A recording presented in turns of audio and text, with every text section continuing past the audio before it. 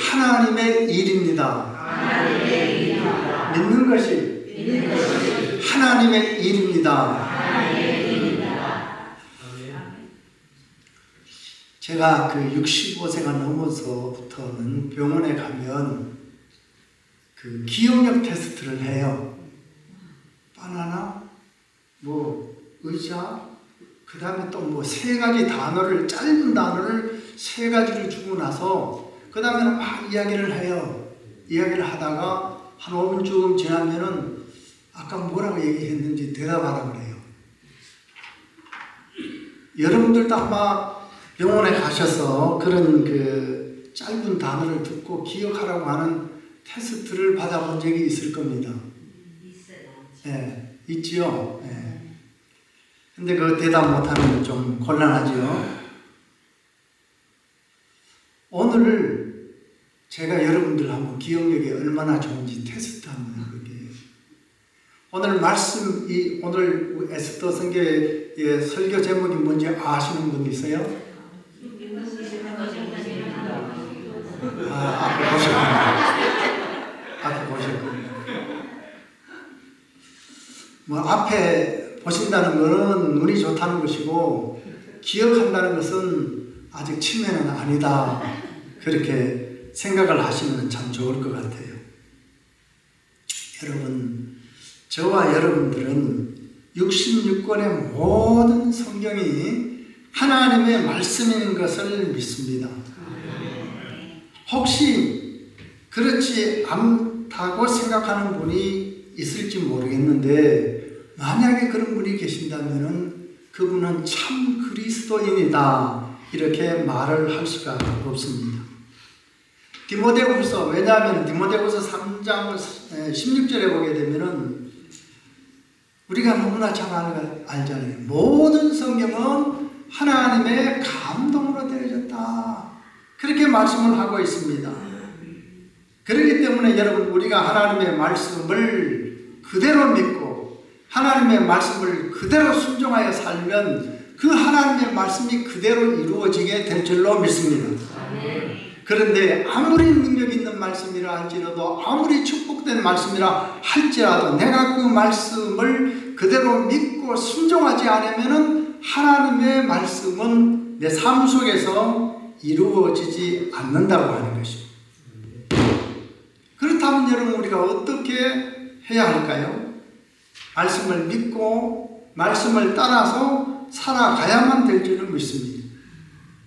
가나 혼인잔치에 이 요한복음 2장에 보게 되면은 포도주가 모자랐을 때 어떤 일이 일어났습니까?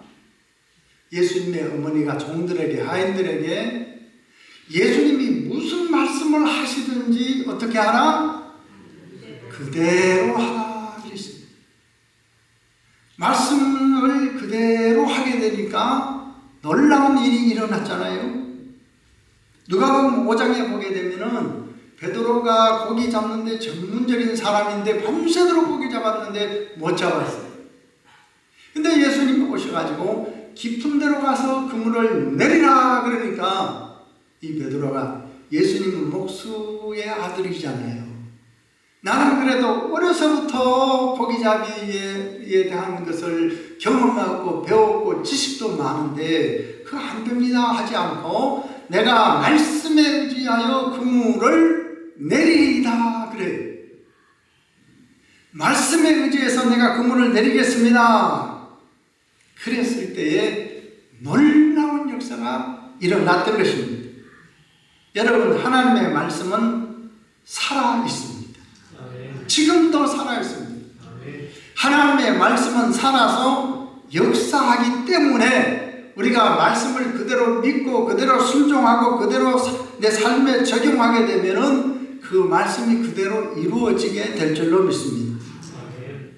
요즘에요, 미국은 11월 달이 대선을 앞두고 선거 유세가 많이 이루어지고 있는데 선거 유세 현장에는 많은 사람들이 몰려가고 있습니다.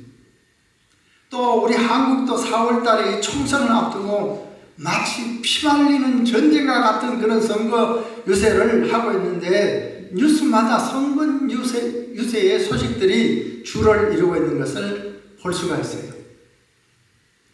모 당의 어떤 그런 장이 있는데 그분이 시장에 나타났다 그러면, 어느 도시에 나타났다고 하면은 기자들이 몰려갑니다. 그분이 나타났다고 그러면 시민들이 몰려가서 마구 인산인해를 이루게 되는 것을 봅니다. 그가 가는 곳마다 사람들이 몰려서 길을 지나가기가 힘들 정도인 것을 보게 됩니다. 왜 이렇게 사람들이 몰려갈까요? 유세 현장에 어떤 선거 유세를 들어보기 위해서, 아니면 얼굴을 보기 위해서, 아니면 뭐 사진 찍으려고, 아니면 사인 받으려고, 여러 가지 이런 이유가 있을 텐데, 이런 모습과는 도무지 비교도 안 되는 일이 있습니다. 예수님이 가시는 곳에는, 예수님이 가시는 곳마다 장소를 불문하고 어디에든지 사람들이 구름대처럼 몰려갔습니다. 여러분, 그 현장을 한번 그림으로 한번 연상을 한번 해보세요. 누가복음 19장에 보게 되면은 키가 작은 삭개오가 예수님을 이렇게 쳐다보려고, 만나보려고 갔는데 사람들이 얼마나 많은지 도저히 볼 수가 없으니까 전봇대에 올라갔다 그랬습니까? 지붕 위에 올라갔다 그랬습니까? 예?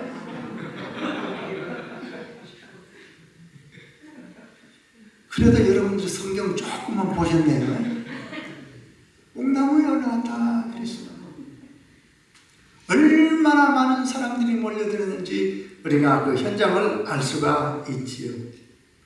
마가복음 2장에 보게 되면은 예수님이 한 가버나움의 한 어떤 집에서 열심히 이제 복음을 전하고 계실 때에 사람들이 소문을 듣고, 그 중에 어떤 한 중풍병자가 오랫동안 고생을 하고 있었는데 네 사람이 그를 데리고 예수님께로 갔는데 얼마나 많은 사람들이 모였는지, 집안에 그냥 빈자리 없이 확 차있고 문 밖에까지 사람들이 가득 차있는데 어떻게 만나볼 길이 없어요. 그래서 이 네 사람이 열심히 땅굴을 파고 들어갔다고 그랬습니까? 뒷문 열고 들어갔다고 그랬습니까? 네? 어떻게 그걸 알아요? 우리가 그래도 오랫동안 신앙생활하고 말씀을 많이 들었는데 그거 모르겠습니까? 지붕을 뚫고 내려갔다. 얼마나 많은 사람들이 모였는지 몰라요.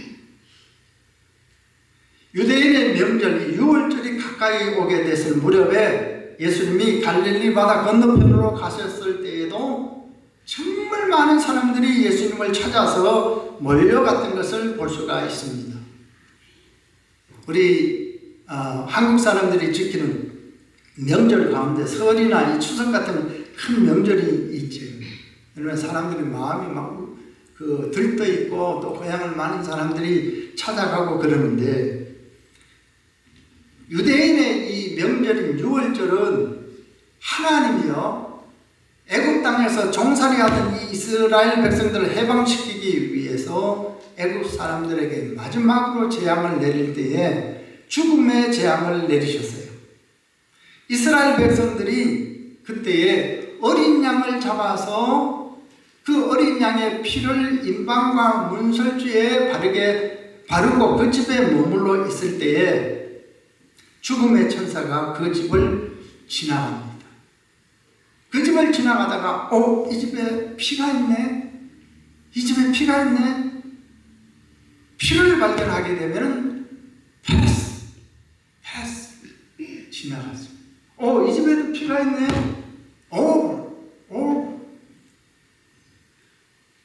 어쩐 얘기 넘어갔어. 그래서 6월절이라고 하는 이 말은 패스오버라는, 패스오버. 그렇게 죽음의 재앙이 지나가고 죽음의 재앙이 넘어갔다. 그래서 그런 의미를 가진 것이 6월절입니다. 여러분, 예수님의 보혈의 능력을 믿는 우리들에게도 우리가 영원한 생명을 보장받게 될 줄로 믿습니다. 이런 그 유월절, 죽음에서 살게 된 생명을 얻게 된 이 유월절을 이스라엘 백성들은 감사하면서 기억하고 지켰던 것입니다. 바로 이런 절기가 가까이 올 무렵에 예수님이 갈릴리 건너편에 있는 한 장소로 가셨습니다. 그런데 예수라고 하는 분이 보지도 못하는 사람들을 볼 수 있게 만들어주고, 예수라고 하는 분이 듣지도 못하는 사람들을 들을 수 있도록 길을 열어주고, 예수라고 하는 분이 걷지 못하는 사람들을 펄쩍펄쩍 뛰어다닐 수 있도록 만들어주고, 여러분 말 못하면 얼마나 답답해요. 말 못하는 그런 사람들이 예수님을 만나서 예수님을 통해서 그냥 속 시원하게 말할 수 있도록 만들어주고, 이런 일들. 심지어는 12년 동안 그냥 막 피가 말라 들어가는 그런 병에 있었던 사람, 의사를 아무리 좋은 명의를 찾아가도 못 고치고, 아무리 좋은 병원을 찾아가도 못 고치고, 이런 사람, 이 야이로의 그 해당장 딸, 이런 사람도 이렇게 고침을 받았다는 소문이 들리고, 심지어는 38년 동안 오랫동안 누워서 일어나지도 못하는 이 중풍병에 걸렸던 절망과 고통에 빠져있는 이런 사람이 예수님을 만나서 고통에서 벗어나고 치유함을 받았다고 하는 이런 사실, 두 눈으로 보았던 사람들, 이런 소식을 들었던 사람들, 그리고 고통과 절망에 있던 그런 많은 사람들이 어떻게 예수님이 가시는 곳마다 따라다니고 찾아가고 몰려갔던 것을 볼 수가 있습니다. 여러분, 우리가 성경의 이런 장면들을 가만히 살펴보게 되면은 예수님이 계시는 곳에서는 사람들이 가진 문제들이 다 해결되어지는 것을 볼 수가 있습니다. 예수님이 해결하지 못할 일이 없기 때문인 것을 알 수 있잖아요. 심지어는 사람이 어떤 지혜를 가지고 어떤 방법을 가지고라도 해결할 수 없는 죄의 문제까지도 해결하실 수 있는 능력을 가지신 분이 누구예요? 하나님이요, 예수님이시라고 하는 것입니다. 그래서 예수님이 계시고 예수님의 말씀이 있는 곳에는 사람들이 찾아갔습니다. 몰려갔습니다. 모여들었습니다.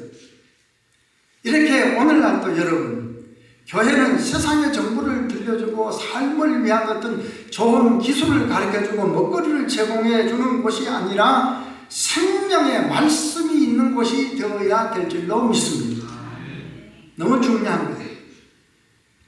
오늘도 우리가 점심시간에 떡갈비 이렇게 드셨는데 LA에서 제일 맛있고 배부르게 음식을 먹고도 남아가지고 간다 못해서 집에 싸가지고 갈 정도로 육신의 양식이 풍성한 그런 교회로 소문이 나는 것도 중요하지만 예수님의 말씀이 생명의 양식이 풍성한 교회가 되어야 될 줄로 믿습니다. 그렇게 되면 말씀이 있으니까, 예수님이 있으니까 사람들이 몰려가게 된 것처럼 예수님의 말씀이 있고 예수님이 계신 곳에서는 사람들이 저절로 몰려가게 되고 몰려오게 되고 찾아가게 될 줄로 믿습니다. 얼마나 중요한 이야기인지 몰라요. 오늘 이 요한복음 6장의 말씀은 핵심적인 내용이 무엇이냐 하면은 얼마 안 되는 것 가지고 보리떡 5개와 물고기 2마리 가지고 이것을 5,000명, 장정만 5,000명 배부르게 먹이고도 풍성하게 남게 할 그런 표적을 행하시면서 결국은 예수님이 중요한 말씀을 해주시는 것을 볼 수가 있습니다. 이 기적과 함께 보여주는 중요한 의미가 있다는 거지요. I am the bread of life. I am the bread of life. 내가 생명의 빵이다. 내가 생명의 떡이다. 너희들이 이렇게 먹을 것을 찾아다니고 그러지만은 내가 생명의 떡이라고 하는 예수님 자신이 누구인가를 그 많은 사람들에게 분명하게 증거해주고 가르쳐 주신 것이 이 요한복음 6장에서 가장 핵심적인 내용의 말씀입니다. 6장 7절에 보게 되면은 수많은 사람들이 예수님께 왔을 때 예수님이 이렇게 말해요. 빌립에게 우리가 어디서 이 많은 사람들이 먹을 음식을 구할 수 있겠느냐 그렇게 물어요. 그랬을 때 빌립이 뭐라고 말합니까? 이 많은 사람들이 다 먹게 하려면은 200데나리온의 떡이 있다 할지라도 부족할 것 같습니다. 한 데나리온은 노동자가 하루 종일 아침부터 저녁까지 일하는 품삯인데 당시에 그러면 200일이면 노동자가 아침부터 저녁까지 일하는 이 하루를 200번 해야 되는 그런 돈에 해당하는 것이지요. 뭐 많은 돈이 아닐 수가 없는 거죠. 그런데 이렇게 많은 돈을 가지고도 이 문제를 해결하지 못할 것 같습니다. 안 될 것 같습니다. 그렇게 빌립이 대답을 합니다. 이때에 안드레가 또 이런 말을 합니다. 6장 8절에 보게 되면은 한 어린 나이가 보리떡 5개와 물고기 2마리를 가지고 있습니다만 그것이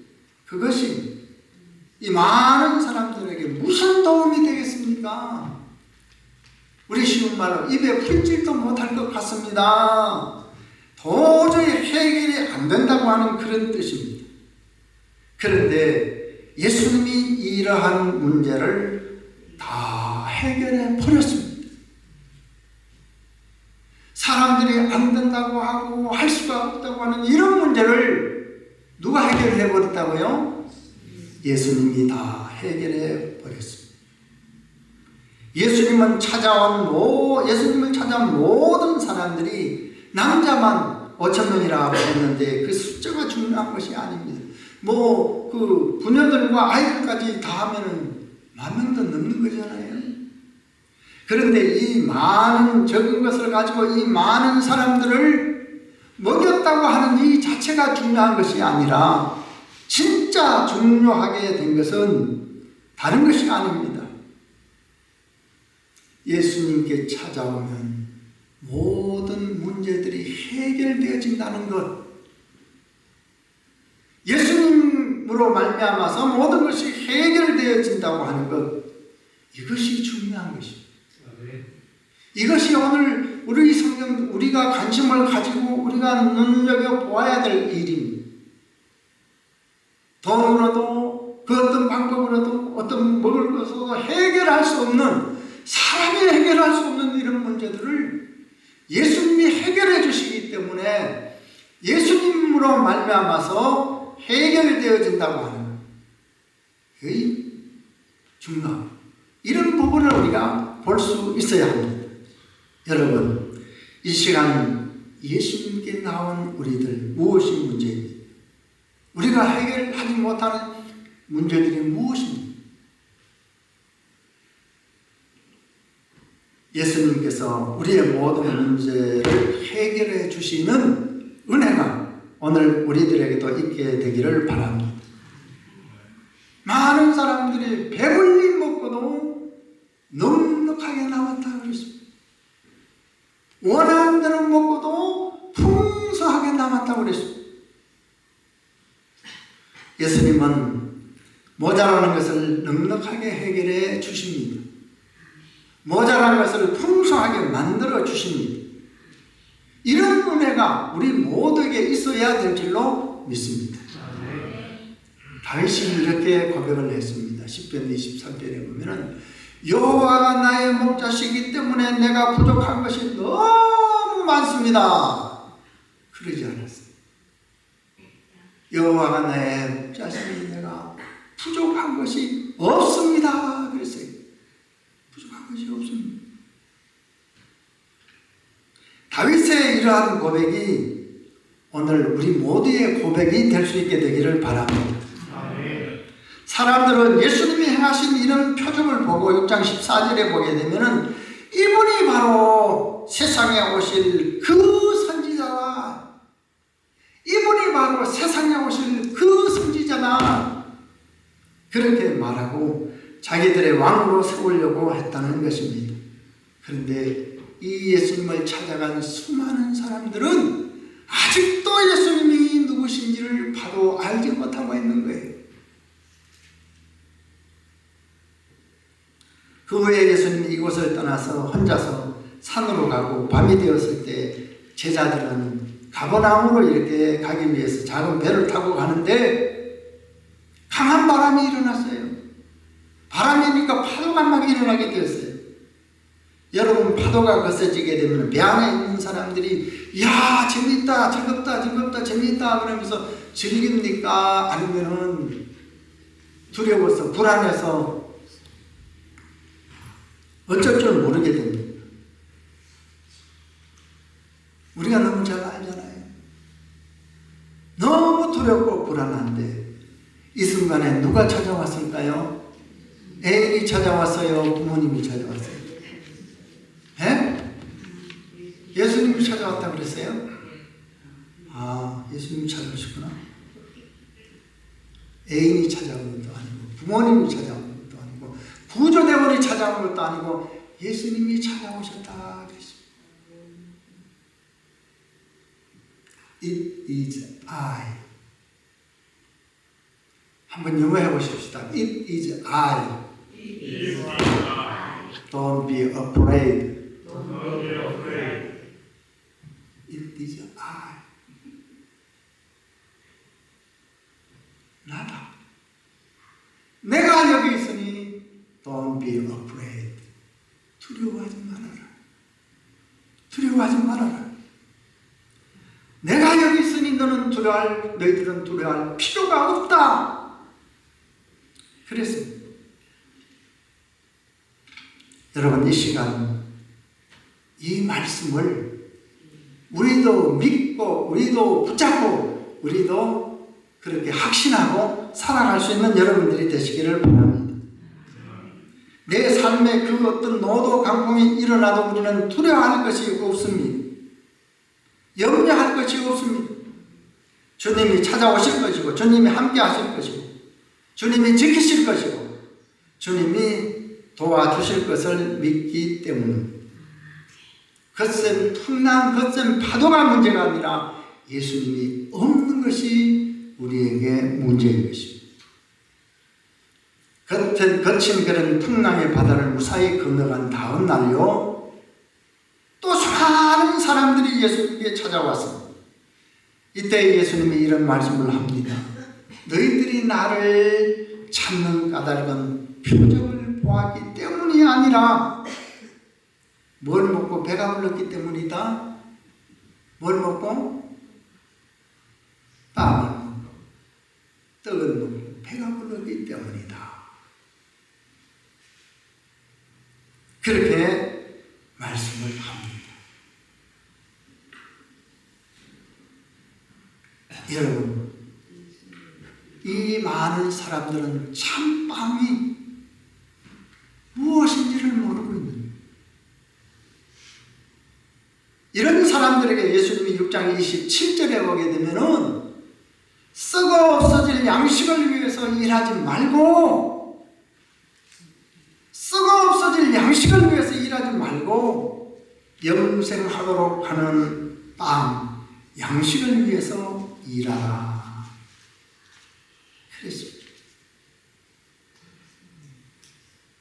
이때에 사람들이 예수님께 이런 질문을 합니다.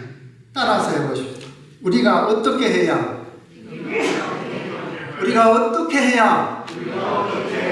하나님의 일을 할 수 있습니까? 어떻게 해야 하나님의 일을 할 수 있습니까? 물었어요. 여러분, 저는 이 성경을 보다가 참 중요한 것을 깨달았어요. 이것이 우리가 어떻게 해야 하나님의 일을 할 수 있습니까? 라고 하는 이 질문이 예배 드리고 있는 여성교회 회원들에게 주어지는 질문이 되어야 할 것이고, 또 우리 늘 푸른 선교회뿐만 아니라 여기서 예배드리는 모두의 질문이 되어야 할 것입니다. 어떻게 해야 하나님의 일을 할 수 있습니까? 이렇게 물었을 때 예수님은 뭐라고 답했는지 아세요? 기도 많이 하면 되지. 기도 많이 하면 되지. 성경 많이 보면 되지. 헌신 봉사 열심히 하면 되지. 기쁨으로 하면 된다. 그렇게 말씀하지 않았어요. 이 사람들은 아직도 예수님이 누구인지를 잘 모르고 있는 거예요. 그래서 29절에 보면은 같이 한번 읽어볼까요? 29절 크게 한번 읽어보십시다. 시작. 예수께서 가라사대 하나님의 보내신 자를 믿는 것이 하나님의 일입니다. 하나님이 보내신 자를 믿는 것이 하나님의 일이다. 그랬어요. 여러분, 우리는 예수님의 이 답변에 중요한 뜻이 있는 것을 알아야 합니다. 영생을 위한 일에는 일이라고 하는 노동의 행위가 필요한 것이 아니라는 겁니다. 절대로 많은 일, 많은 봉사, 많은 수고를 해서 영생을 얻을 수 있다는 뜻이 아닙니다. 영생을 위한 일에는 반드시 뭐가 필요하냐? 믿음이 필요하다는 것입니다. 믿음이 필요하다. 예수님이 말씀하시는 하나님의 일이라고 하는 것은 하나님께서 보내신 자를 믿는 것이 하나님의 일이라는 거예요. 하나님이 보내신 자를 믿는 것이 하나님의 일이라는 거예요. 여러분, 예수님을 잘 믿는 것이 하나님의 일인 것을 믿으시기 바랍니다. 예수님을 잘 믿는 것이 헌신이라고 하는 것을 믿기 바랍니다. 헌신, 봉사, 충성 아무리 많이 하고 잘해도 믿음이 없으면 소용이 없어요. 그래야 소용없어요. 믿음으로 하지 아니하면은 시험에 들기 쉽고 억지로 할 수 있게 되고, 봉사하다가도 지칠 수 있게 되고, 원망도 하게 되고, 불평도 할 수도 있고, 선을 향하다가도 낙심도 할 수 있게 됩니다. 하지만 하나님을 믿는 이 일을 잘하게 되면, 하나님 믿는 일을 잘하게 되면 섬김과 봉사는 저절로 잘하게 되어져 있는 것입니다. 우리가 헌신하고 봉사하고 또 섬기는 일들이 하나님 앞에 서게 되게 될 때 상급으로 받는 중요한 일이기 때문에 그 일도 열심히 해야 하지만은 무엇보다도 중요한 것은 하나님 믿는 일을 잘해야 합니다. 왜냐하면요, 오늘 이 성경의 핵심은 뭐라고 했어요? 예수님이 생명의 떡이다, 생명의 빵이다, 생명의 양식이다 라고 했기 때문입니다. 이 생명의 떡은 하늘로부터 내려온 것이라고 했어요. 그러니까 하나님이 우리가 살 수 있도록, 생명을 얻을 수 있도록 하나님께서 내려준 빵, 내려준 양식, 내려준 떡이 예수님이라는 거예요. 또 이 생명의 떡을 먹는 사람은 영원히 줄이지 아니할 것이다. 35절에서 말씀하고 있습니다. 너희 안에 생명이 없다. 너희 안에 생명이 없다. 이 생명의 떡을 먹지 아니하면 죽을 수밖에 없고, 이 빵을 먹는 사람은 영원히 살리라. 예수님이 그렇게 말씀하십니다. 생명의 떡인 이 예수님을 믿는 자가 영생을 얻기 때문입니다.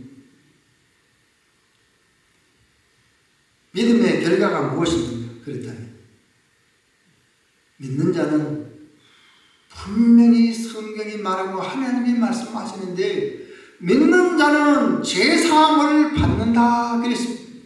제사함을 받는다. 누가복음 5장 20절을 보게 되면은 26절인가요? 20절. 읽어볼까요? 시작.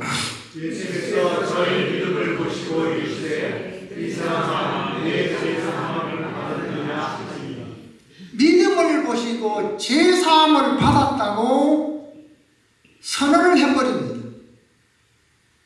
그러니 여러분 얼마나 중요한 말씀인지 몰라요. 예수님을 믿는 것이 얼마나 중요한 일인지 모른다는 거예요. 우리가 어떤 모습으로 죄의 문제를 해결할 수 있습니까? 평생 동안 돌을 닦고 선을 쌓아도 죄의 문제는 해결할 수가 없는 거예요. 그런데 믿음이 이 죄의 문제를 해결한다는 것이죠. 또 보면은 하나님의 자녀가 되게 한다고 그랬습니다. 하나님의 자녀. 요한복음 1장 12절에 이렇게 말씀하잖아요. 읽어볼까요? 시작. 영접하는 자, 곧 이름을 믿는 자에게는 하나님의 자녀가 되는 권세를 주셨다. 이름을 믿는 자는 하나님의 자녀가 되는 권세, 특권을 얘기하는 거예요. 아무나 가질 수 없는 특별한 권세를 믿는 사람에게 하나님의 자녀가 될 수 있도록 권세를 주셨다. 우리 예수 믿는 사람들이, 믿음이 있는 사람들은 하나님을 아버지라고 부른다고 했는데 믿음이 없는 사람은 이게 아버지라는 말이 나오질 않거든요. 그렇잖아요. 뿐만 아닙니다. 이 믿음의 결국 결과는 영혼의 구원과 영생을 얻게 한다는 거죠. 구원과 영생은 똑같은 말입니다. 구원을 얻은 자가 영생을 얻고 영생을 얻을 자가 구원받은 자이기 때문에 구원과 영생이라고 하는 이 단어는 동의 같은 뜻을 갖고 있는 단어입니다.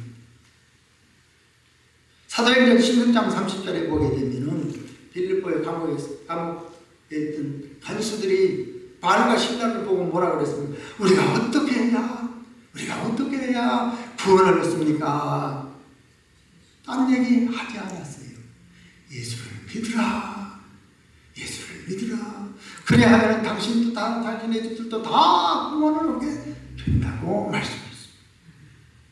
요한복음 3장 16절은 뭐라고 말합니까? 누구든지 저를 믿으면 뭐하지 않고 멸망하지 아니하고 뭐를 얻으리라? 영생을 얻으리라 그랬습니다.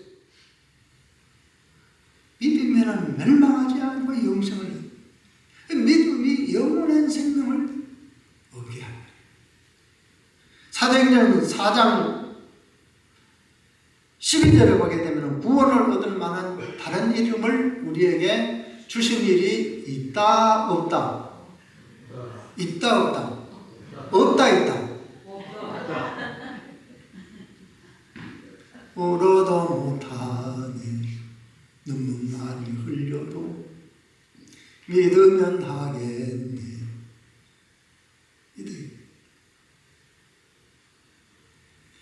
우리 한국에서 참 존경을 받고 있었던 분 중에 그 목사님 가운데 한 분을 꼽는다면 한경직 목사님을 우리가 손에 꼽을 수 있어요.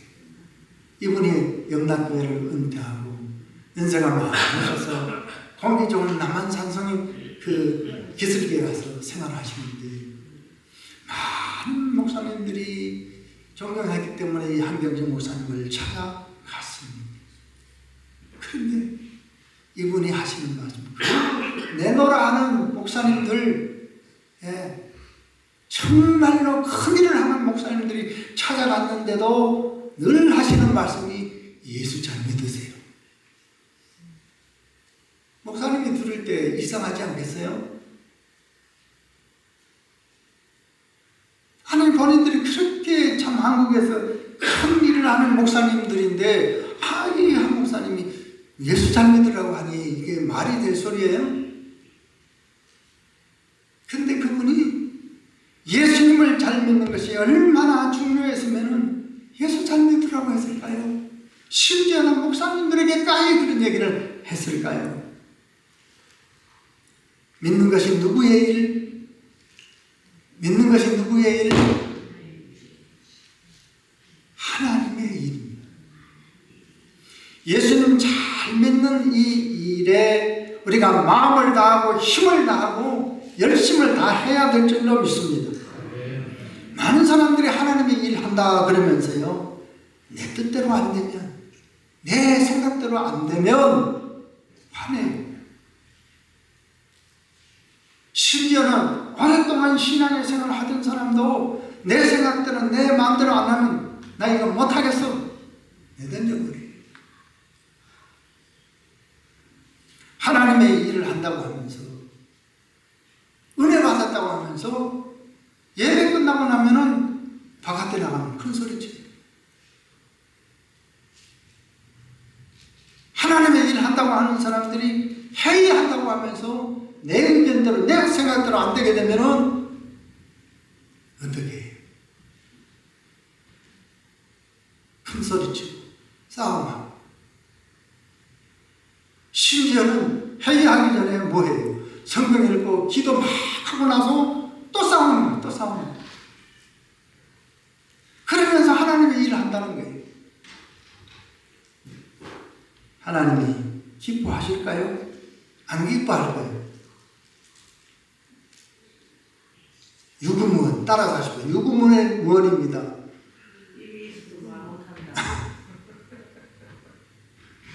세상 사람들이 교회를 보고 손가락질하고 교회를 기피하고 예수 믿는 사람 보고 예수 믿고 싶지 않다 하는 이유가 뭡니까?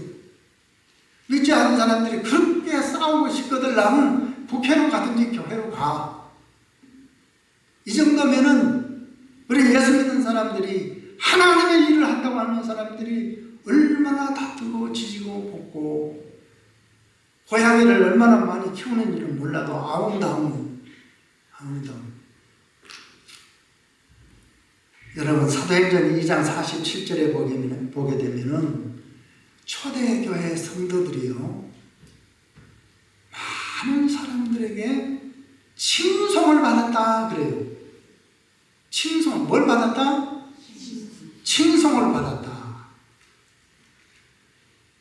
그래서 예수님을 믿고 싶어하는 사람들이 많아져갖고 구원의 수가 날마다 더해져갔다 그랬습니다. 이때는요, 이 당시에는 예수 믿는 사람들이 핍박을 너무 많이 받아가지고 몰래 숨어서 모여서 예배드리고 기도하고 그랬어요.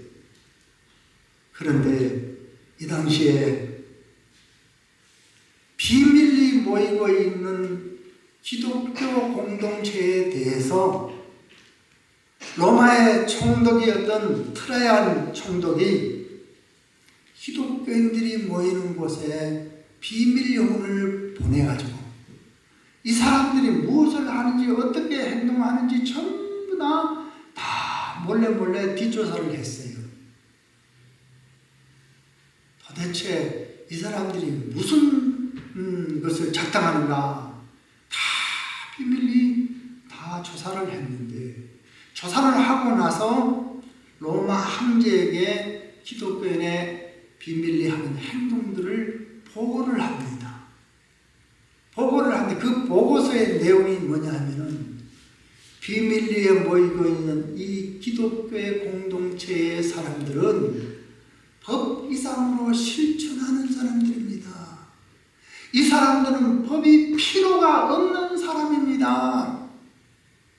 교회를 핍박하고 기독교인들을 없애버리려고 했던 이런 사람들이 비밀리 예수 믿는 사람들의 행동과 일거수일투족을 다 조사해보고 나서 그 보고를 할 때 이 사람들은 법이 필요 없어요, 법 이상으로 실천한 사람들이에요 하고 보고했다는 겁니다. 그래서 이 사람들이 믿지 않는 사람들에게도 초대교회 성도들은 칭송을 받았다. 높이 존경을 받았다. 더 깊은 의미는 인정을 인정을 받았다는 거예요. 인정을 받았다. 그게 칭송의 뜻에 포함되어 있습니다. 인정을 받았다. 예수 믿는 사람들은 정말로 뭔가 다르다고 하는 인정을 예수 믿지 않는 사람들이 인정해 주었다는 거예요. 그러니까 칭송했다는 거예요. 칭찬했다는 거예요.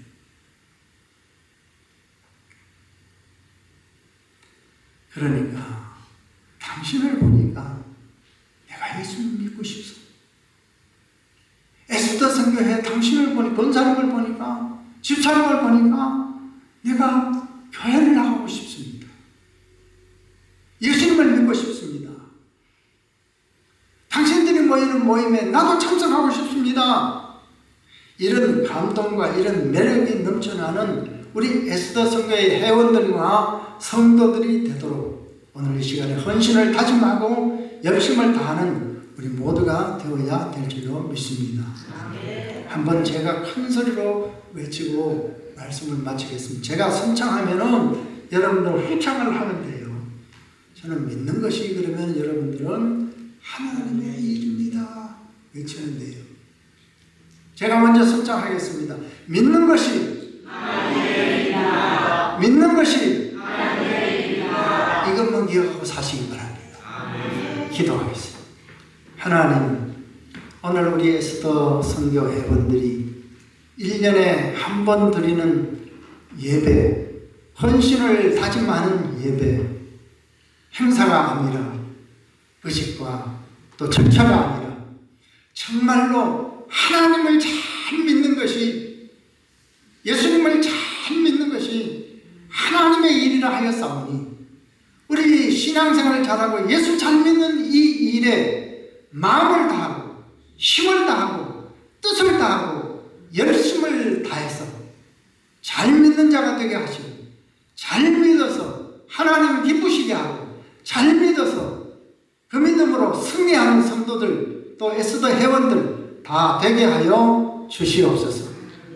이 한 해 잘 믿어서 승리하고, 잘 믿어서 또 하나님께 큰 영광만 돌리는 회원들과 성도들과 교회가 준비하여 주옵소서. 예수님의 이름으로 기도하옵나이다. 아멘. 아멘.